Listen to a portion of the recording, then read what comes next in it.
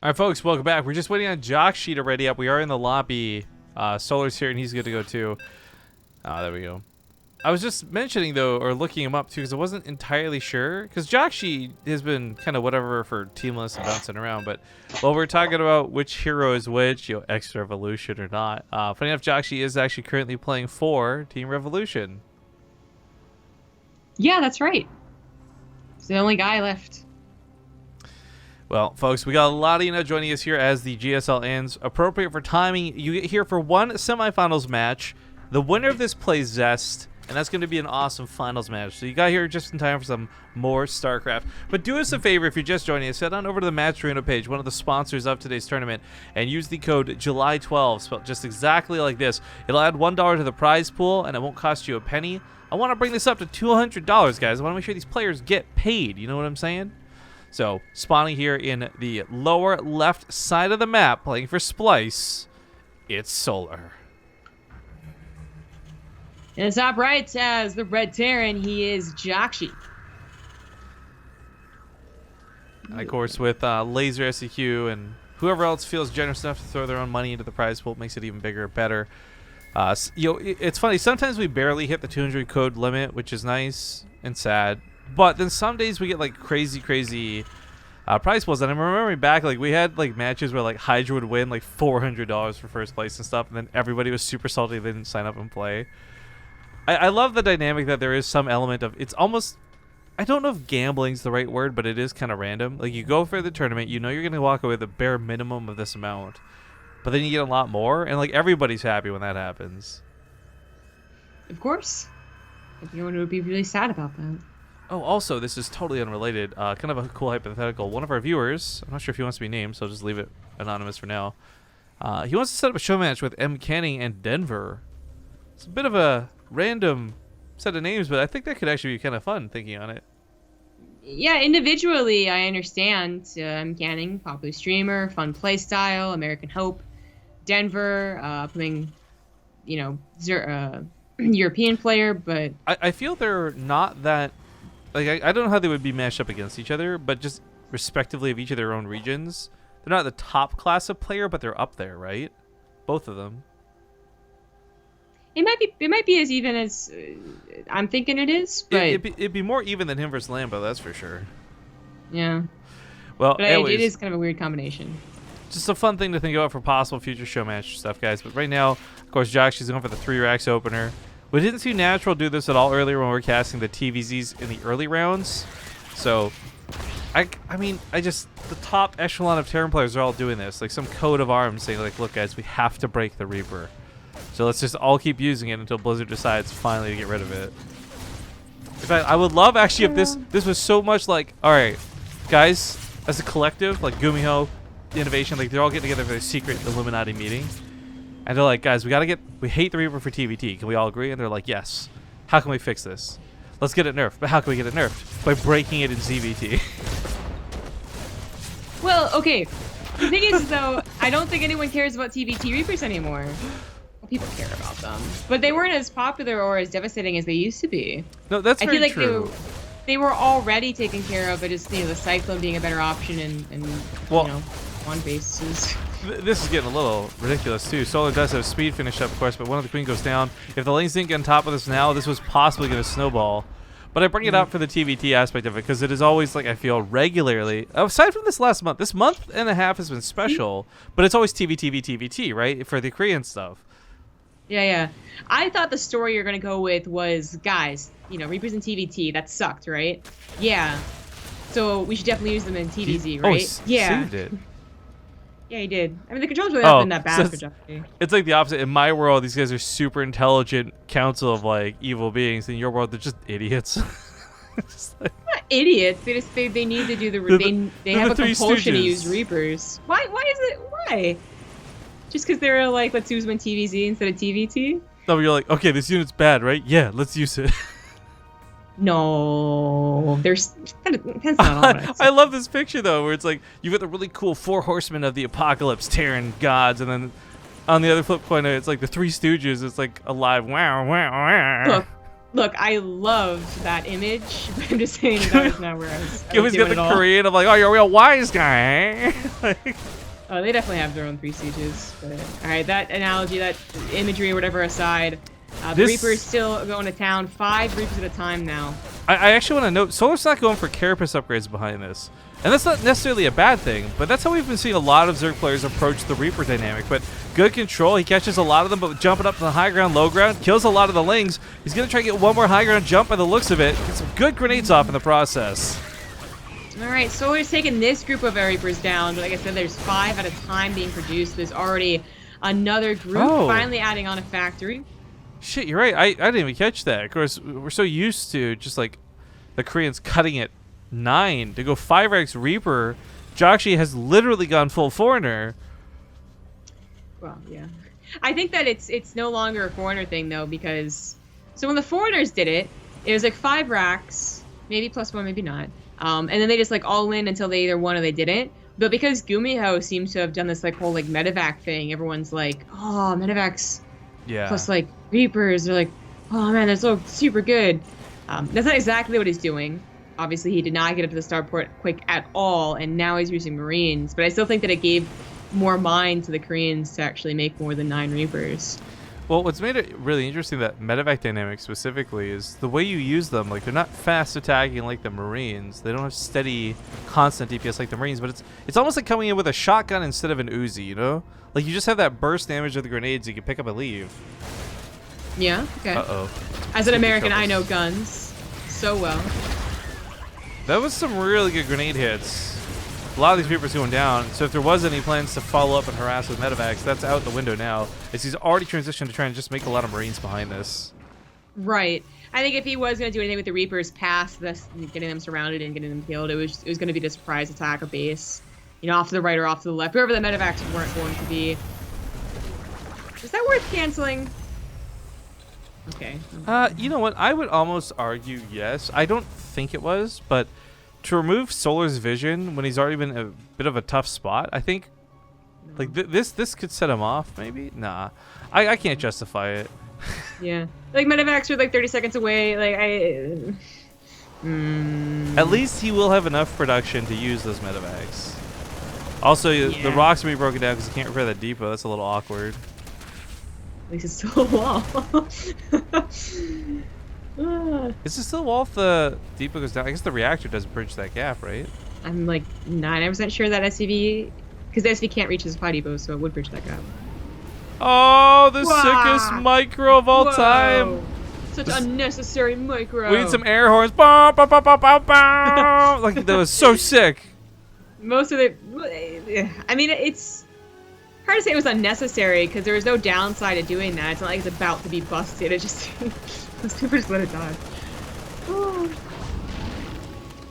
Another Overlord bites the dust. We have Solar finally with the +1 carapace going up to a Spire now.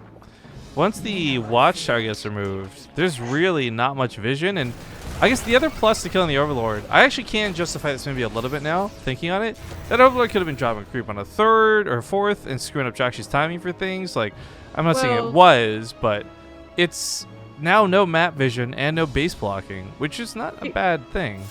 The weird thing about it was never that he bothered to kill an Overlord, it's that he bothered to mess up production to kill it. Yeah. No, it's totally warranted to kill an Overlord. And it's absolutely expected from Solar, too. Like, Solar should probably have 1 or 2 of the Zelnagas at almost all times, but everything else is going to be based off his creep vision spread. Creep spread vision. Ah. Both make sense to me. Tries to get behind the mineral lines. There's no banelings for this, so these Marines can sit here for some time just wailing on the Lings. This is really nice. They even have better upgrades, but you know, they are missing combat shields, and I'm afraid jjakji has just forgotten it. Ah, shoot. A real amateur mistake for somebody who's in such a good position. A lot of good pressure going into this, too. It would have helped a lot. Well, combat shields won't stop the Marines from shooting. It just reduces their sustainability. So if you can keep dancing around in multiple locations and Solar can't keep up, like, cool, more power to him. But that's where the mutas come into play, and it's going to stop him from doing that. You know, he started it and then canceled it and then started it again. It's so weird. But he finally has combat shields on the way. You know what's really weird? I'm having a bug. I can't show the Workers Lost tab. I can't show any of... Okay. My good old-fashioned game hard does. Yeah, Control A works for some reason, but alright, whatever. The Widow Mines are going to add another element to this that has not been dealt with so far, but same with banding speed, so Jakshi's just got to be careful with his positioning. I think his army's pretty freaking good. Combat shields aside for the moment, like he's got +2 weapon upgrades, so Mutas can't come anywhere near these Marines. Counterattack.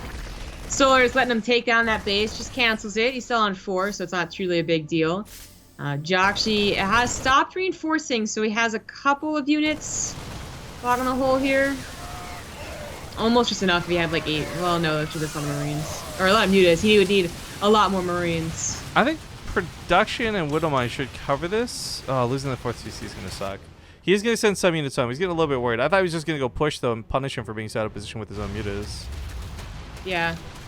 Plus, it is something that is distracting. The Terran players supposed to have, you know, all the focus on cleaning up creep spreads, spreading their army, making sure they aren't clumped up, making sure their Widow Mines aren't clumped up.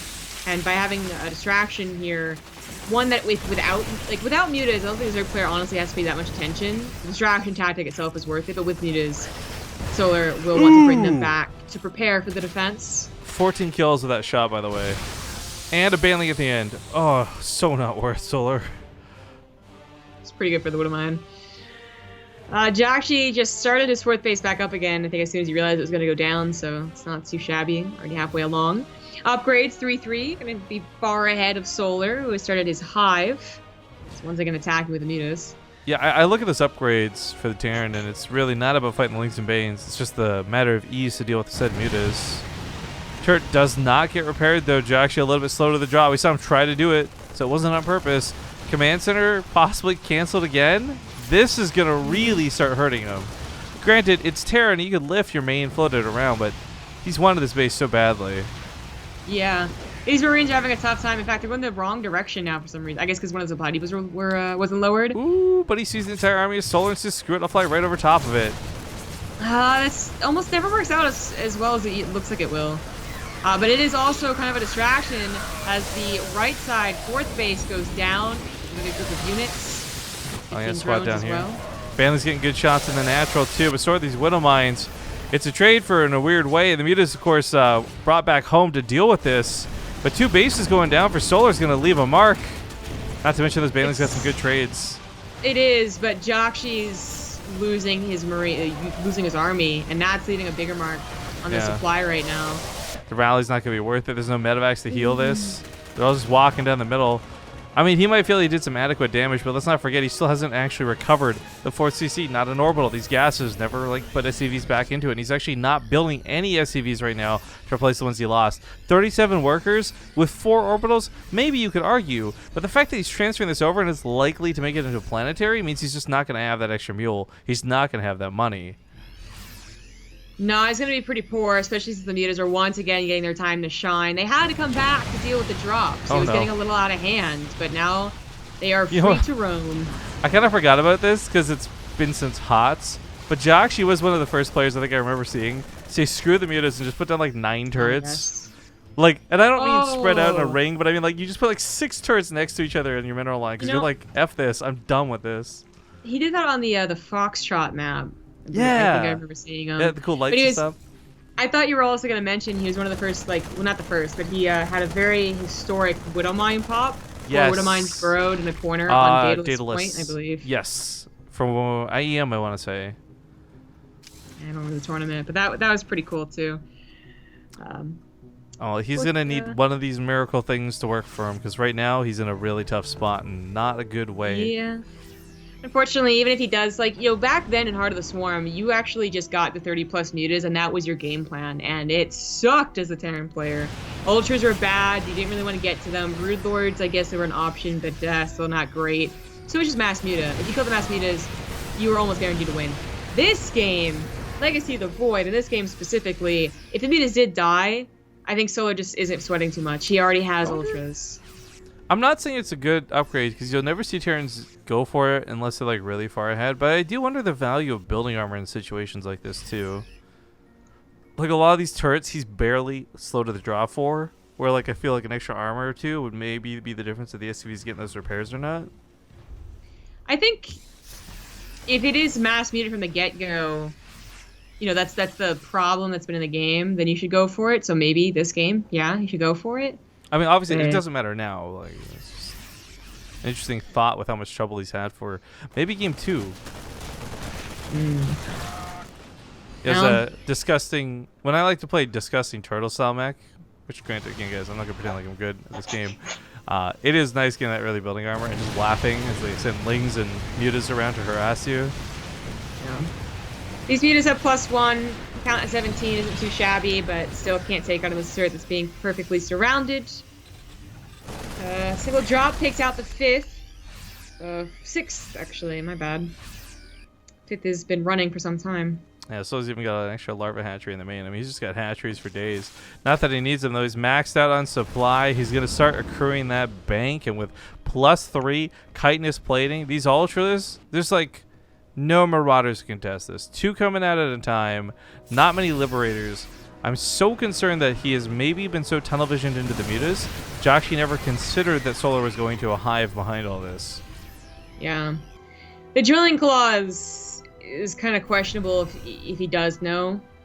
I think there might be a place for Widow Mines and Drilling Claws and general Ultra armies, because Banelings sometimes are the worst part about the army. You're like, okay, I can focus fire down these Ultras with Liberators or Marauders, but the Banelings are too plentiful and I can't deal with them because they don't have any splash. But I think most Terrans would say a second starport would be preferable against Ultras. Oh, that's a bad catch for jjakji, losing all of his medevacs as he's trying to make Liberators, and again, no second starport. That might have been the game-ending move.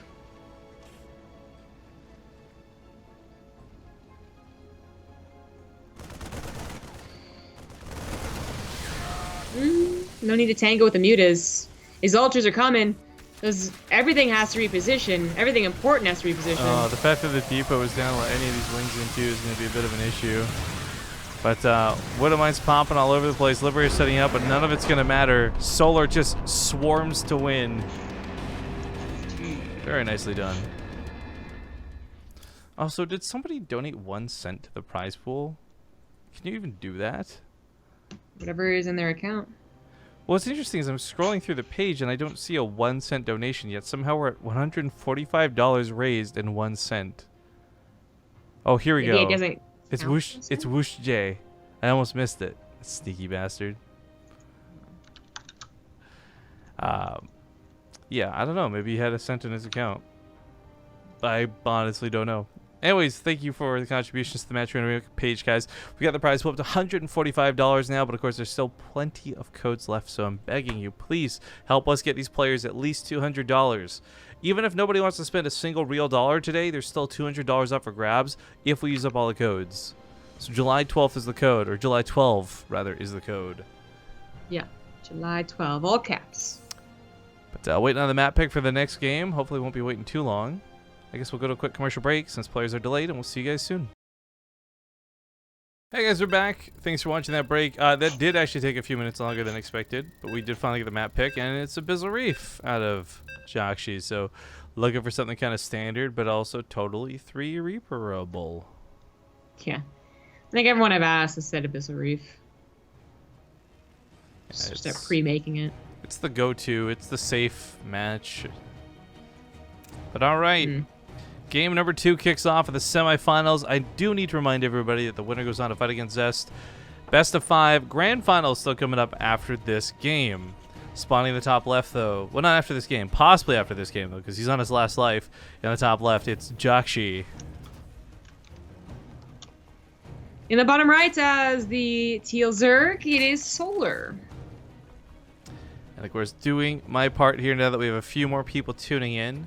Even if this just goes in the VOD, July 12th, make sure to learn about net neutrality, guys. It's being plastered all over many different websites today, not just Twitch. But the problem is, and I think this happens with a lot of people, is it's a really big issue, and then no one does anything about it. They recognize and they go, gasp, oh no, that's terrible, and then go about their day and go about their business. Yeah. There's a lot to actually be done, even simple things such as emails. It's unfortunate because not all of us can make a difference. Like, I obviously can't email somebody in America, like, dear Zombie Grubs Congressman, please, on my behalf as a Canadian, don't let net neutrality disappear. But still, there's petitions, there's support, and like, you guys really should try and get up in arms about it. I will say this though, Total Biscuit put out a really great video. I retweeted it because I saw it just before I went to sleep.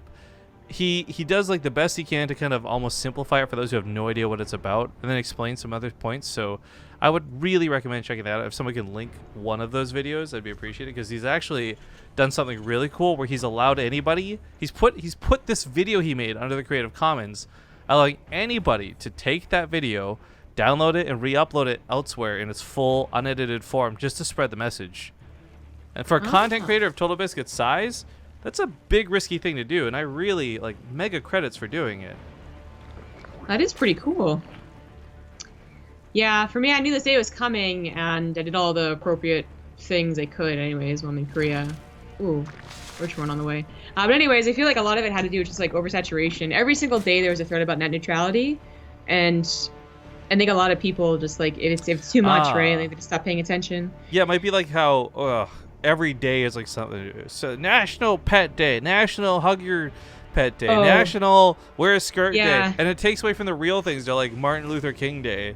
Like, suddenly that loses all its impact. I thought you were gonna mention like basically what happens with Trump, right? Like, everything that he does seems a little less like the newest thing he does is so stupid that the other thing can seem as bad. Like, it just compiles on itself, and people are just like, what else did he do? That's stupid. But anyways, all that stuff aside, because get into politics. Still politics, guys. Well, actually, okay, yeah, don't get into politics, but I just want to comment on what I find hilarious as an outsider, as a Canadian, right? Okay. The most recent turn of events is the whole emails thing with Trump Jr. and the Russians, right? Trump Jr. Yeah. And I just love that, like, the whole campaign was, what about Hillary's emails? Well, what about Trump Jr.'s emails? Like, it's some hardcore karma. Solar is attacking his own overlord? I don't know what could have possibly caused that. I don't know either, but more importantly, roaches did make it across the map and are trying to get into Jakji's main. He scouted it though, so he has reactor cyclones on the way. I was gonna say, he has to actually keep that reactor alive though, because one cyclone alone will be a pain in the ass to, like, I borderline contemplate lowering the depot to get a repair off, but this really offsets the cyclone timing now. Yeah. But a single cyclone with a Banshee on the way, that was a good corrosive vial. That was a really good one. But you know what? Other side of the map, 8 drones died. Hellions got in, so some good roasty toasty payback. I was wondering how that grenade got so much. No, 2 Hellions and a Reaper guy. Yeah, it's still pretty insane though. 8 from this attack, I would say, like, okay, expected. 8 from 2 Hellions and a Reaper, not expected.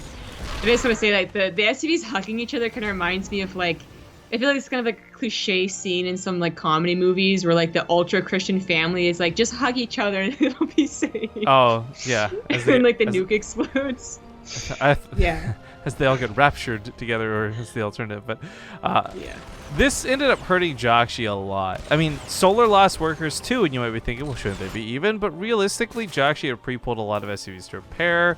Mules weren't being dropped at the time, and his SUV count now suffering in a pretty bad way. 10 workers down to a Zerg is not abnormal, but due to the circumstances here, it kind of is. But his Banshee is looking to even it up. Yeah, exactly. I'm holding off on saying much until the Banshee like shows us what she can do.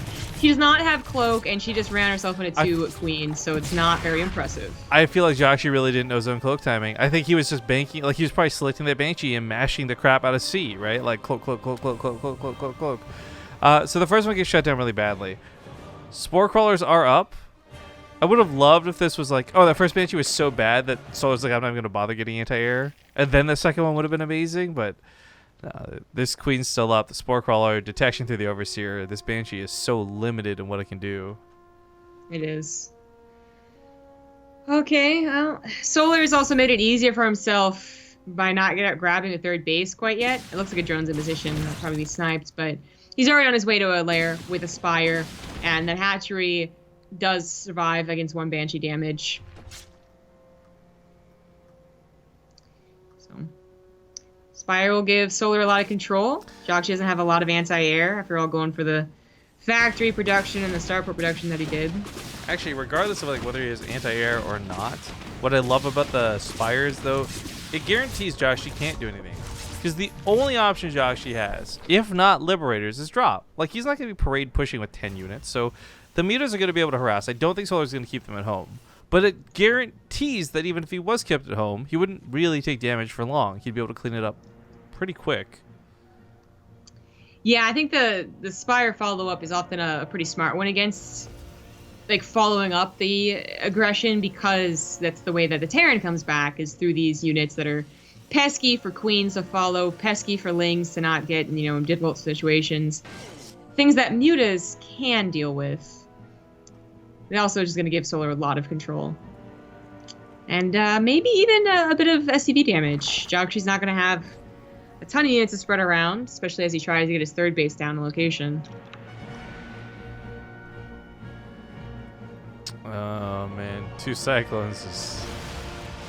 This is a real nice stream donation jjakji's making right now.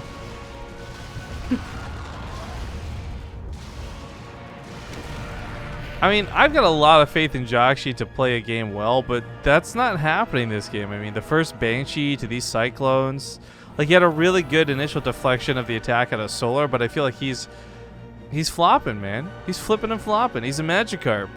He's trying to use Splash. It's the only attack he's got. It is in the water, man. Oh my god, you're right. It's probably a although, I mean, does a Magikarp use Splash when it's literally living in the ocean? Actually, like, how do you splash a fish in the ocean? Okay, so granted, guys, I haven't watched Pokemon in a very, very long time, but one of the, like, forever ago, one of the generation ones, new girl gets introduced, you know, they keep cycling out the girls, right? And she's got this little penguin Pokemon named Piplup, and Magikarp beats the crap out of it in the water, dude.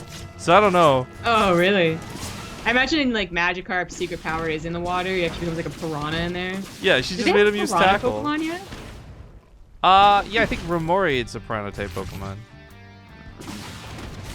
I mean, there's so many. I'd imagine they went through almost all But for some reason, possible. Remoraid evolves into an octopus, Octillery. It makes no sense. Anyways, I'm sure you guys are super enthralled about the Pokemon talk. While this went on, we did have mutas across the map, but this push can easily be shut up down if they come home. Easy is a bit of a tough word. That is still some submarines. Yeah, the Roaches and Ravagers can take care of it. Ooh, that medevac almost goes down to those Corsair Biles. That would have been devastating.